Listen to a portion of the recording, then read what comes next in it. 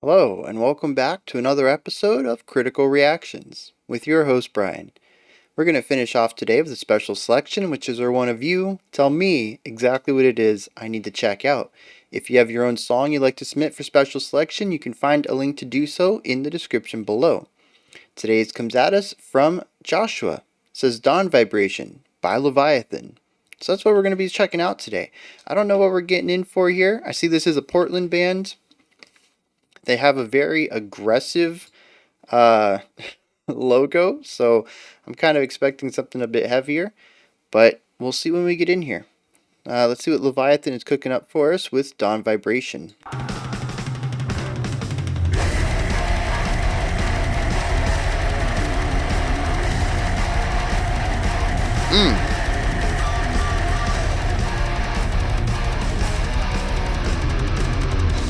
Those syncopated, muted hits on the guitar just providing so much groove right here. And what is that noise in the background?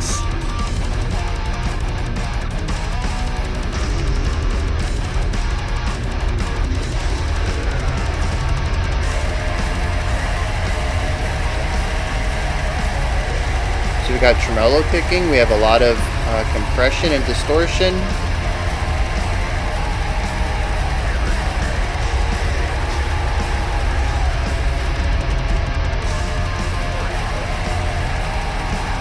Very black metal, but also kind of bright.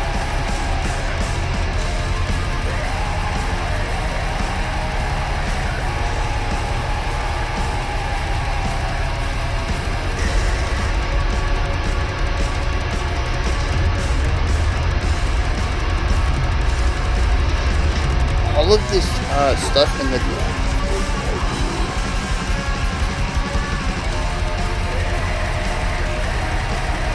Okay. I was gonna say all this stuff in the tom and the bass kick work. We're getting real muddy there.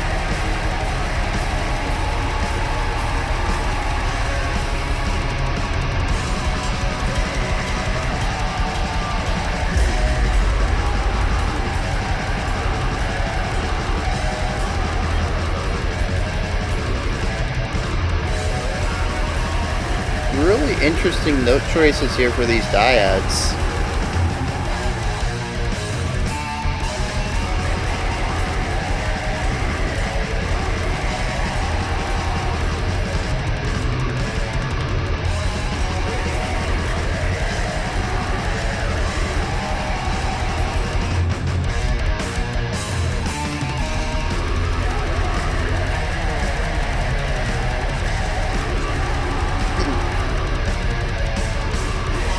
I'm really digging that hi-hat stuff going on, or maybe the hi-hat? Anyways, those eighth note hits on the cymbal, really providing a little bit of levity against the harshness that we're hearing everywhere else.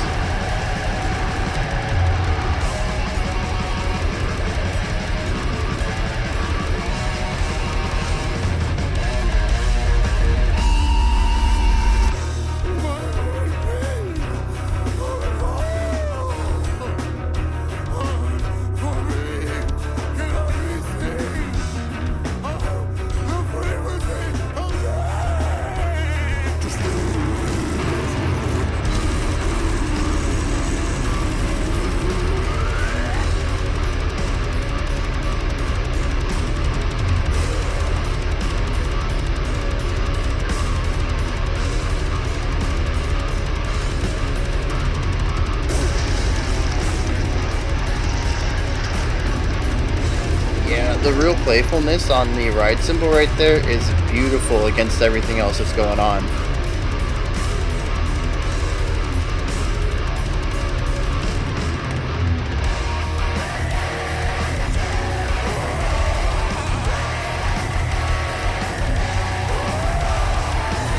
We've shifted to a 3/4 right here.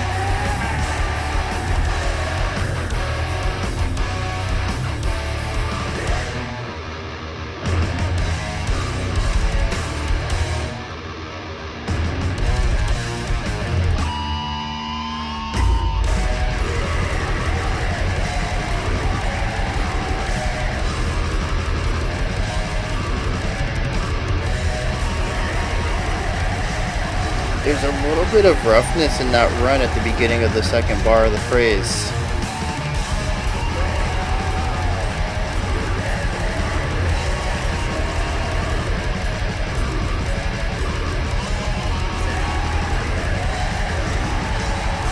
Anybody else feeling the time slipping here?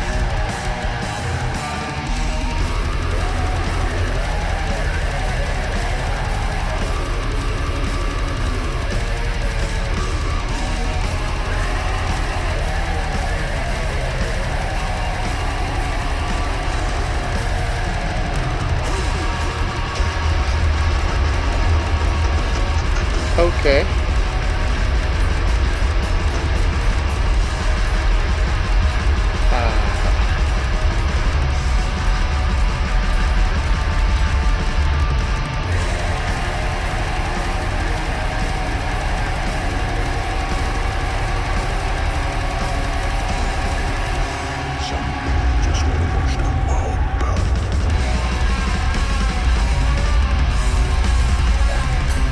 Kind of enjoying those not wonky, weird transitions. Ooh.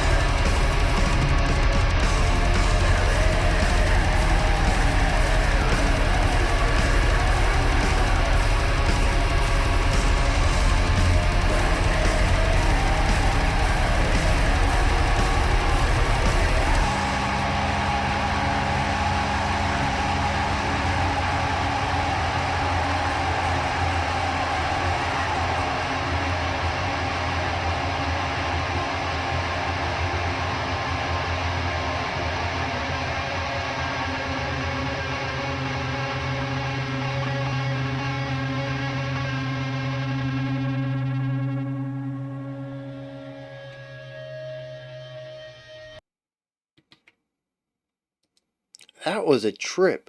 So, I mean, it is lo-fi black metal, right? And I have specific things that I kind of expect from that style of music. And this kind of went out of their way to say, hey man, we know you're not a big fan of lo-fi black metal, but we got a treat for you specifically. And it's kind of weird because it worked for me, right? It is lo-fi, definitely. The production emphasizes crunchiness and grittiness and distortion and crackling and poppiness, and not poppiness like pop music, but like cracks and pops kind of thing. Um, that sort of texture that deteriorates and destroys everything here. I think the only instrument that really got away a bit cleaner was the cymbals. They had a little bit of crunch to them, but for the most part, they came out rather clear, especially when you look at the grit that was applied to the rest of the drums, the lower end stuff, the guitars, the bass, and especially the vocals, which were just so far divorced from what I think was the natural timbre, what the vocalist was actually doing. It just had so many elements put on it to transform it into what we ended up hearing in the song. Um, so yeah, everything exists production wise to destroy and distort and kind of make everything feel very unified. Clarity is not the name of the game here. And yet,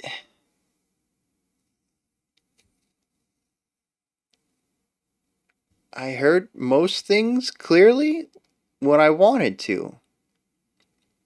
When a new section came in, it sort of came in as this unified whole, just kind of very very blunt, I think is the word I wanted. Um, Very in your face, just a bunch of sound at one time. And there are certainly some sections that stayed that way, especially some of the more obtuse vocal lines. But usually, once the vocals took a back seat to the music, the instruments kind of clicked for me. I could hear what they were doing individually. I'm not sure if that's on their end or, again, if I'm just. You guys don't let up on the black metal, so it's not really like I have a moment to not or to get unadjusted to them. I have black metal coming on the channel every week. I think I'm just naturally going to get acclimated to it. Or at this point, it might be Stockholm syndrome, and I'm just convincing myself that I'm enjoying it more. But um, I could hear some of the things coming through in the guitars. It's still muddy, right? It has to be. That's the whole point of black metal to begin with. That's definitely the point of lo-fi black metal.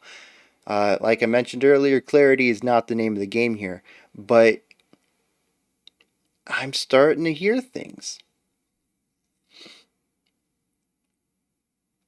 And this is weird because it's like lo-fi black metal that's crunchy, gritty, difficult to pick out individual items at times, but also melodically focused, more so than I'm used to black metal being, and just a fun song to listen to. It's kind of bright. It doesn't have that dreary. There is a weighty element to it, but it's not dreary like a lot of black metal has been in my experience. And it's playful, which is not a word I typically use to describe black metal, but structurally, I think this is a very playful song. And not even just structurally, but also production wise. There is some interesting uses of panning and electronic manipulation, digital manipulation of timbres that to me come off as a bit playful, and I don't know if that's what they were going for. We may look into the lyrics, and it's a song that lyrically is probably trying to be more serious, so maybe the music probably is trying to be more serious, but my experience with it gave me a few chuckles along the way, so yeah, it's a weird, light-hearted black metal track that I picked up on a first listen. So I suppose let's done with this overview, this bird's eye view of the song. Let's get into some of the nitty-gritty here though. First, I want to start with the vocals. I think they are the most ear-catching aspect of the song, at least for me. The guitar work was pretty standard black metal style, tremolo picking, dyads. The bass work, again, just kind of playing along with whatever the guitars are doing, or occasionally alternating to what the bass kick is doing rhythmically. The drums, a lot of heaviness on the low end, and a little bit of levity in the cymbals. More pretty standard black metal fare there, but the vocals are very distinct. And it's not that they're doing anything different. It's still some sort of growl or harsh, some sort of compressed vocal style.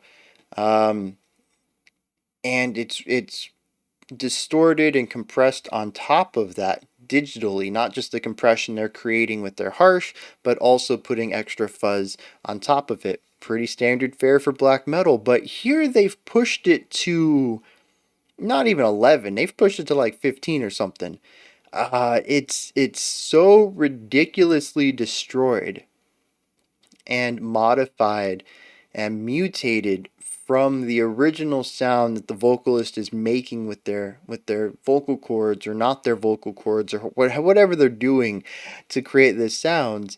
It's just been mutated so far from that base idea, though.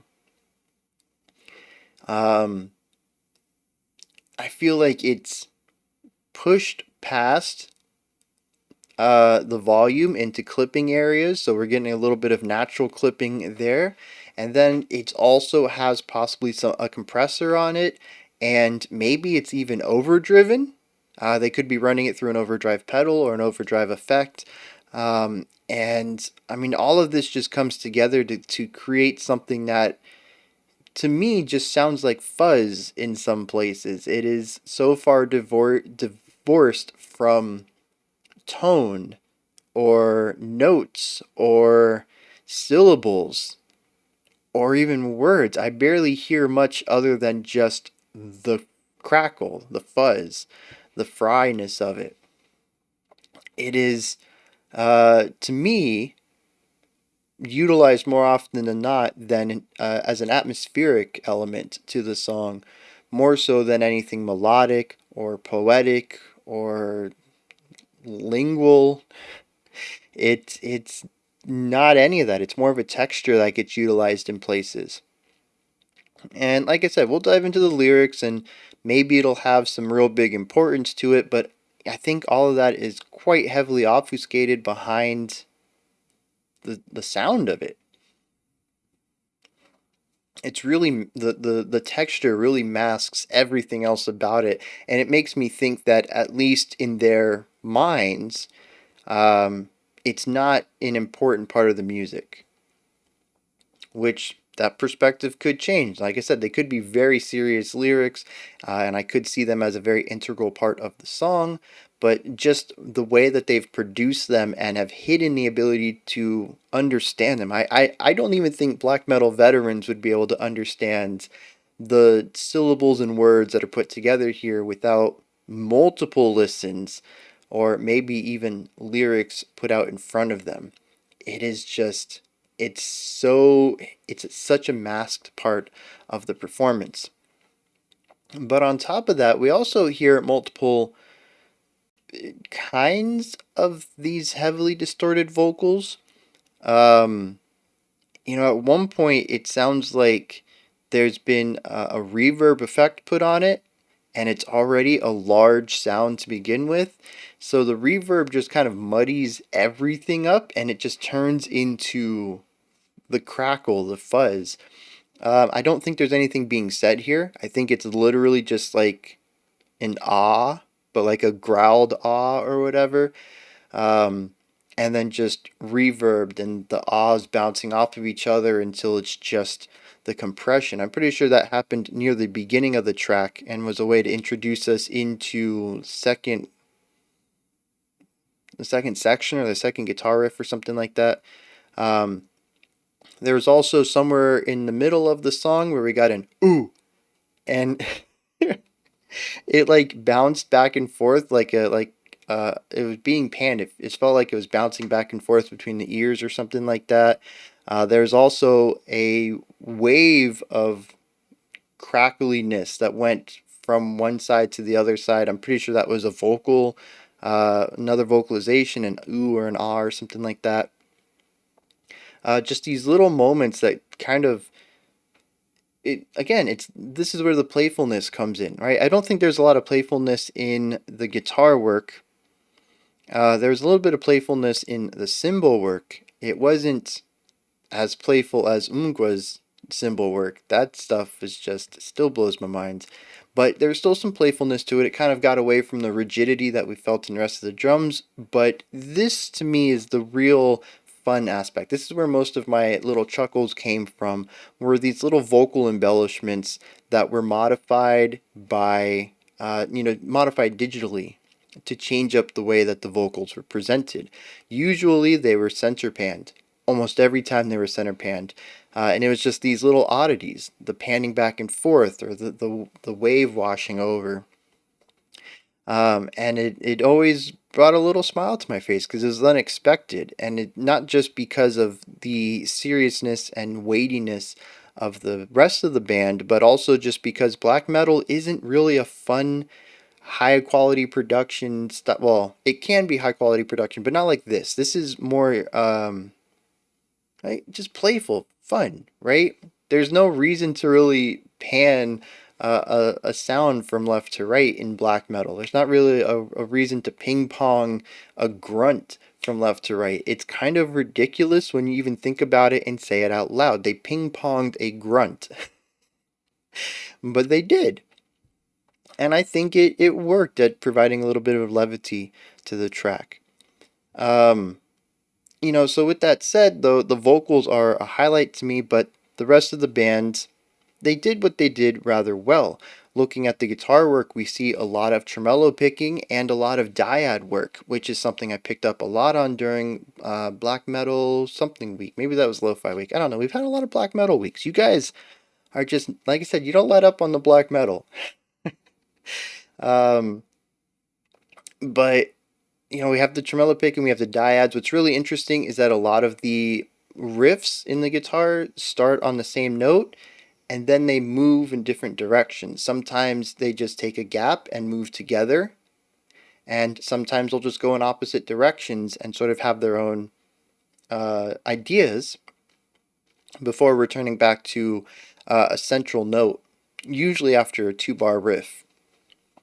And all of this is being done, like I said, 16th note tremolo picking, really emphasizing that idea of holding out notes, but retaining the constant attacks that bring that weightiness that black metal is kind of known for. Gives it the element of speed while still being able to write slower melodic lines. And so yeah, they're doing that. Like I said, the bass is sometimes playing what the guitars are playing, and sometimes lining up with the bass kicks rhythmically, and looking at more of a pedal tone, root note kind of concept.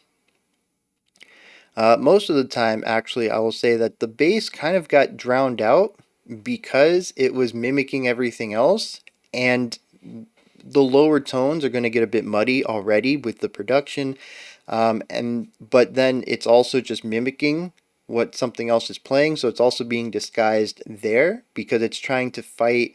Um, it's trying to fight through on timbre alone. There isn't any rhythmic or melodic changes to it. It doesn't contrast in that sort of way. Its only contrast is pitch, and it is in a pitch that's going, or it's in a range that's going to get a bit muddy because of the production.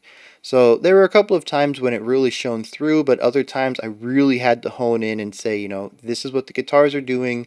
Can I hear a lower note doing the same thing? Or this is what the bass kick is doing. Can I hear a bass tone inside of the thumping from the drum?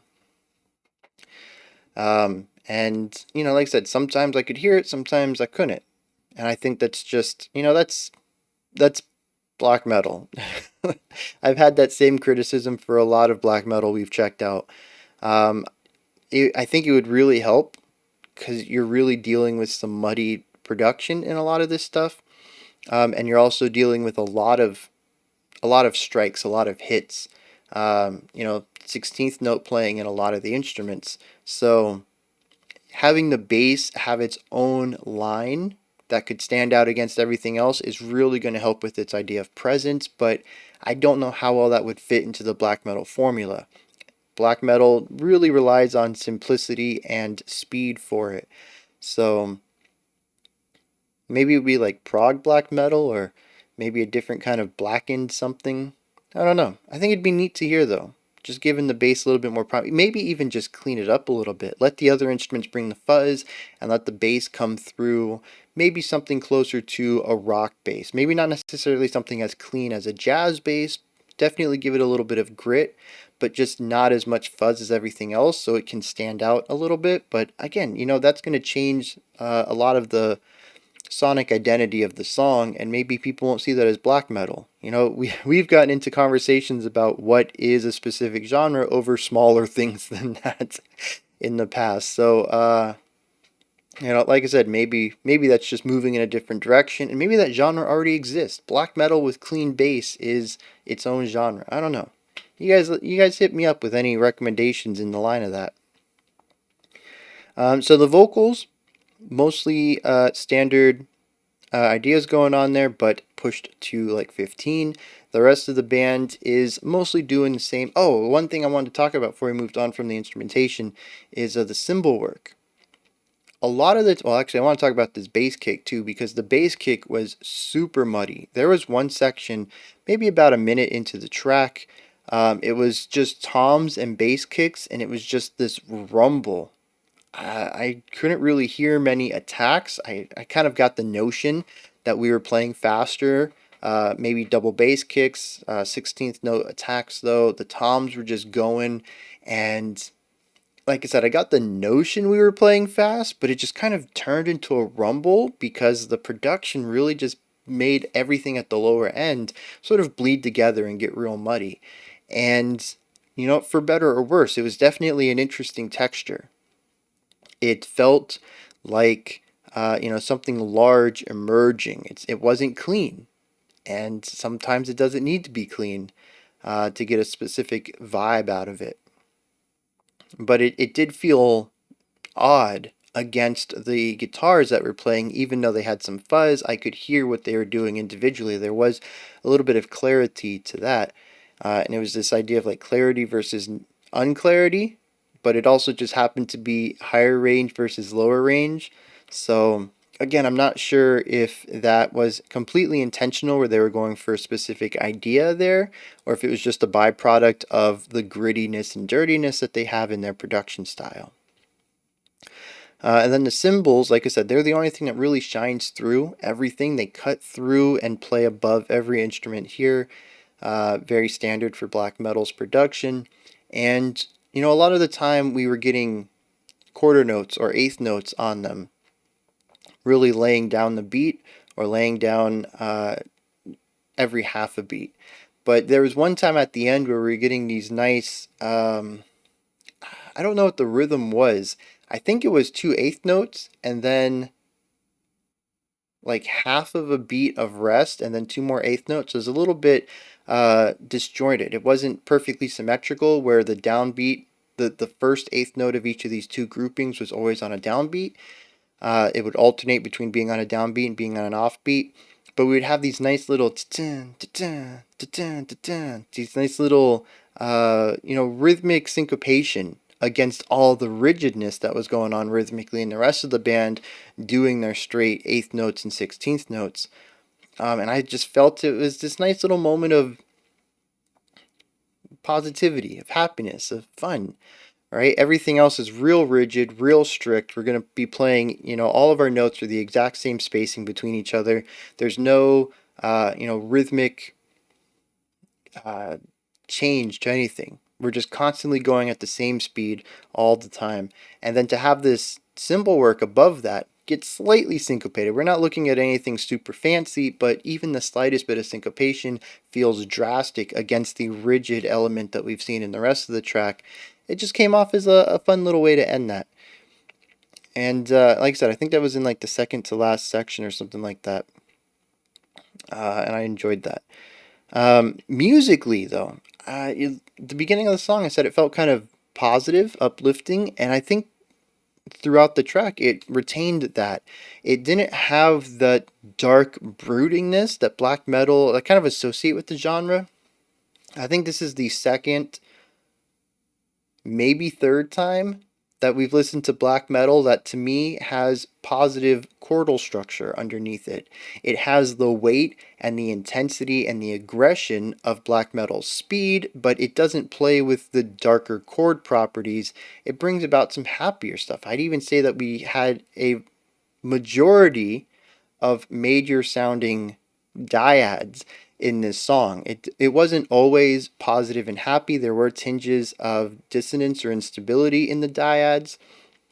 It did play around with some darker note relationships in some places, but the majority of the song kind of has this uplifting, positive vibe to it, and that's it's really interesting to me. I'm like I said, this is the second or third time I've heard it. I'm starting to come around to the idea that there is a subsection of black metal that doesn't necessarily want to play around with the darkness of it.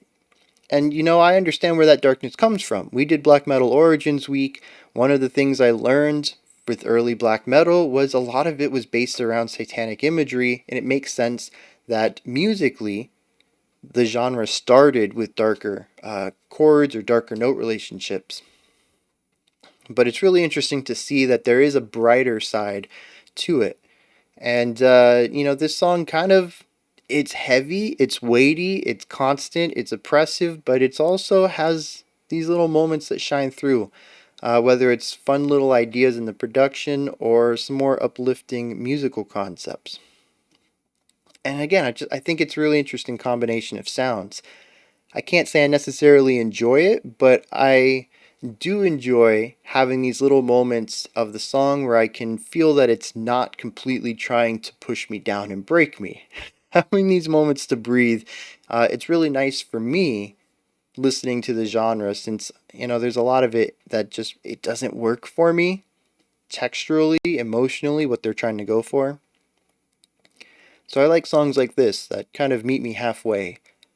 We're going to be aggressive. We're going to have some oppressive music. It's going to be weighty. It's going to push down on you, but we'll have some fun while we're doing it. And like I said, I appreciate that. I do. Um I think that's it for stuff that stood out to me. Oh, no, no, no, no, no, no, no. Last thing before we dive into the lyrics is sloppiness. There was one part in the middle of the song, maybe 3.5 minutes in, 4 minutes in. It was past the halfway point, but not quite in the final stretch yet. And there was a pedal tone, I think on beats 2, 3, and 4. It was a 2-bar phrase. So we had 8 beats to the phrasing. And I don't remember what was happening on beats 1. 2, 3, and 4 were a pedal tone. And beat 1 of the new bar, so beat 5 of the phrase, it introduced this little run. It was like 4 notes, maybe 16th notes that led us into the final 2 or 3 beats of the phrase before starting back over. And this little transition between the first bar's idea and the second bar's idea always felt like it dragged just a hair. I called it out in the reaction. I said something like, does anybody else feel like time's slipping right here? I think that's the phrase I used. That's what I was talking about. It feels like the guitarist can't keep up with the speed in this specific run, and every time it comes up, it sort of drags in different percentages. Sometimes it feels like we lose quite a few BPM, and other times it feels like we're just dragging the slightest. And it was actually interesting because I think after the fourth bar of noticing this, I feel like the drummer slipped and lost the tempo for a second as well. And it also felt like he slowed down a little bit, and he pulled it right back up though. But it was like 2 or 3 beats of the cymbal work feeling like it's dragging behind because the cymbal was doing quarter notes at the time. So it was emphasizing the beat. Very clear place to hear any sort of tempo discrepancies is an instrument that is only playing on downbeats. You really feel the irregularity between hits then. Um, yeah, and it makes me wonder how often something like this might happen in the band if they don't care, if they put it in intentionally. I can't see how many people have bought this album. 2, 3, 6, 7, 8. But I mean, we've got at least 200 sales right here on Bandcamp, and there are more. I don't know how far more. I don't want to click more a bajillion times to find out. So this isn't a small band. I don't think I've heard of them. I think I've only heard their name in passing in the comments a couple of times. I wouldn't say that they're super popular as far as requests go. Maybe they are. I don't know. I see a lot of bands every day in the comments. But yeah, so they're obviously a bit of a bigger band though. And they, like I said, I don't know if they just don't care. I don't know if they put it in intentionally. I personally like it. This is some of those human imperfections I've talked about in the past. It reminds me that these are humans playing the song rather than a collection of the most perfect groupings of takes. So to speak, you play the same section 10 times, and we take this note from this take, and that note from this take, and this run from that take until we have a perfect take that was actually never recorded. And I don't have anything against creating perfection. It definitely has its place, but I think there's something very pure and interesting about allowing imperfections into music. Um, and again, it's not for everything. If I'm listening to something hyper technical, Archspire for existence, I'm looking for perfection. I know that the album was probably not created with a series of one take recordings. I'm okay with that. I'm listening to it for the perfection of it. But with something like this or indie rock or anything else in that kind of realm, I think having imperfections actually adds character to the performance, and I think it highlights some elements of the song possibly. But I do think it's interesting it only happened there. It didn't happen anywhere else in the song, and it's not like that was a particularly difficult section. It was 16th note tremolo picking, just like everything else. 16th note bass kicks, with I think the snare on every other downbeat and the cymbal on every downbeat. pretty standard stuff compared to everything else they've been playing. It's not like this was a particularly fast section. It just seemed like the group, I don't think it was an endurance thing. I think they were just, maybe it was a mental endurance. I don't know what take this was. This could have been 2 hours into a recording session, and this was just the best one they got, and they said, whatever, it's not that big of a deal. Maybe they actually liked how it felt like we had these momentary retardandos. I don't know. But it is something that stood out to me. And again, it didn't stand out for a bad reason. There are probably some people who listen to that and say, "How could you leave that in there? You messed up. You don't put mistakes on the album." But in this case, at least I think it's fine. I think it works well, and it didn't disrupt the song at all. It took me out of it for a moment, but that is going to be a novelty thing, something that I really notice and allow and affects me on a first time listen. The more I listen to it, the more it's going to become part of the song. So yeah, interesting stuff though. Those are little things that I can't help but hear, and I have to bring up as little imperfections in music. First of all, because it doesn't happen too often, but I do think it's a good talking point as well. All right, so we're going to dive into the lyrics here, and for a 6.5 minute song, yep, 6.5 minute song, there's not a lot of lyrics. As it's written here, it's a single stanza. I can't really remember. Well, I was going to say, I can't really remember how the phrasing went in the song, but that's because honestly, I don't know when he was singing and when he was just growling. What times the lyrics were being implemented and what times it was just noises. So, thanks to the special production put on the vocals. His beacon severs vision, again a light from under, crossing out their eyes, all vision ignored. Erasing the murmurs, not want and utterance, name and shape still unrevealed, stabbing at the years he holds this audition, dismantling all vessels of labor, stumbling to reach the inception. No more can we be found, for belief cannot be seen. I have no idea what's going on here. There's something that blinds people and possibly even silences them. It also dismantles all vessels of labor.